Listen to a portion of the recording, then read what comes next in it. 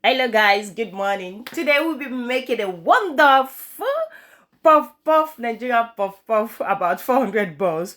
So here with me is my flour. I'm using a 4.5 kg self-rising flour. Most of the time this self-rising does not rise enough by itself. So with the help of yeast, it is important that I had my yeast at the end of the day. So this is 1.5 kg of self-rising flour. I'll be using 4 and a little one that I have left. So 1 kg of sugar for the 1.5 times 3 kg of flour they're using. That is about, if I'm not making a mistake, that is about 1.5 3, that's 4.5 or approximately to 5 kg that I use. Then I had in my little baking powder, the nutmeg, yeast. Yeast is important so it can rise. Then you had a pinch of salt to eat, just to to have that sweetened taste. Then you mix everything together. You keep mixing it together. You want everything to saturate. And I keep doing this, days when we have a lot of production. It will be a like of a restless night. So but notwithstanding, this is what I love doing. You mix it together, then into our liquid mixture, our liquid ingredients. This is egg. I use just 3 because some people can be allergic to it. So since it is for sales, it's for your clients. So this me pouring the milk go in there. I use evaporated milk. Some people would like to use condensed milk. That is another flavor of another day. Then adding water. It is advisable that you don't pour in your water at a go, especially when you don't have extra flour left. So you pour in the water gradually to see how the dough is. The thicker your dough, the more water you have to pour in, and you don't want it to be too watery. So keep pouring the water gradually. Then you mix it together evenly. You mix it gradually. No lumps, nothing like lumps in it. You keep mixing. You keep adding water gradually. It is not advisable you mix your water you pour in your water at a go. Then I use my mixer to mix it up. Then adding water gradually because it is more thicker now. And I must tell you, it is stressing the shoulder. It will aches badly if you keep using your hands. But thank God for the new technology advancements in that work. I remember then when I went for the training, we use our hand to batter out sugar until it fits in, especially when making cake. But for flour, for puff puff, I use this machine now. So you have to cover the dough so that you can, I want to activate the yeast together to proof the dough. You cover it, then you pour your oil into the pot. You let it bleach very well. You eat the the oil to a maximum, not too much so you won't burn out it. Then you aim at putting in, like serving in the dough in a small quantity, as if you want to swallow fufu. Okileba fufu. Then you aim at it meeting the bottom of the pot. Then you see it bouncing back. If this is not happening, that shows your oil is not ready to fry the puff off. So what you do is you make sure that the oil is well bleached, is well heat, for you to be able to for you to be able to do the work. Once you drop it, once it touch the bottom of the pot, it will it will bounce up by itself. It will roll. Then before you know it, automatically the ball shape will be coming out. The ball shape will be coming out. So it is advisable you do it one after the other, batch by batch. You don't want to choke the pot. You don't want everything to just. And there's one thing I do say to people, that when you are frying pop-off, you just take your time gradually. Don't be in the haste. Better you get a bigger fry pan. Like me, I don't have a bigger fry pan because of where I find myself. So I had to just manage the equipment the kitchen utensils that I have, which I'm doing that here. So you just keep serving it gradually. You see the balls are forming out gradually on its own. Then you need to be fast with it. I was doing this slowly so people can get how it is being done. It's just just serving it as if you want to eat. Normally, if I want to eat my amala, my eba, my fufu, my semo, this is the quantity I will serve in. So this is the quantity I will take, then I will eat it. It is not too big for my throat, my esophagus to swallow. So you keep putting it batch by batch. You see these ones now, there are some of it already turning golden brown. So people will want it to be black brown. So people will want it to be dark. So this out just to serve it.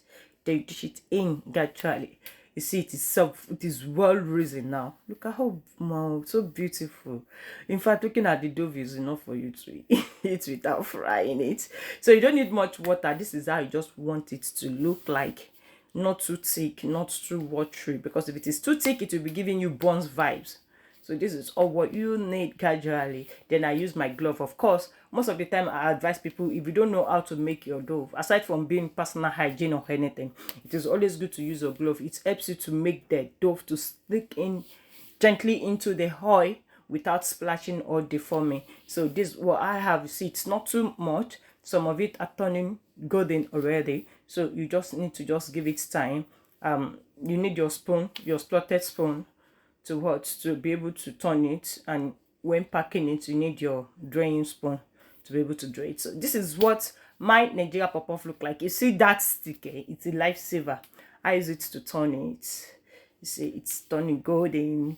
When my customer have a taste of this puff puff, man, she said, "Oh my Empress, you outdid yourself.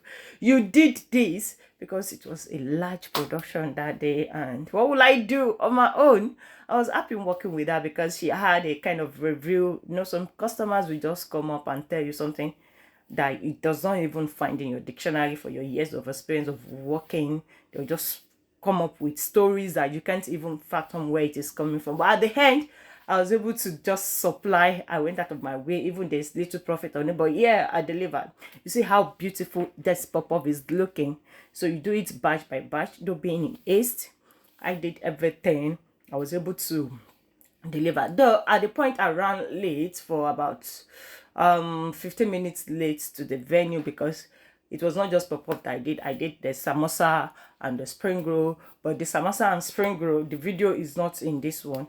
That will be in another episode. So you watch out for when I will produce the video. I will be posting the video on samosa and spring roll. You see how the pop-up is looking like you can eat this pop-up with anything, with tea, with coffee, with Fanta malt, another batch. So don't be in haste. It's batch by batch, something gradually, because if you just make everything too clumsy, the pop-off will just break in.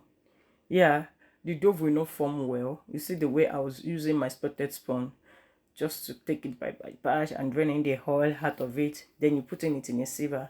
So I'm doing the serving of the pop-off of the small chops now. We have four pop-off in a pack of 5x4. That this is the size of 5x4.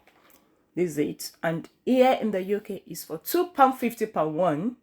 Here in the UK, but I must tell you, things are now expensive. The next production is coming for £3 because this pop-off is very, very big.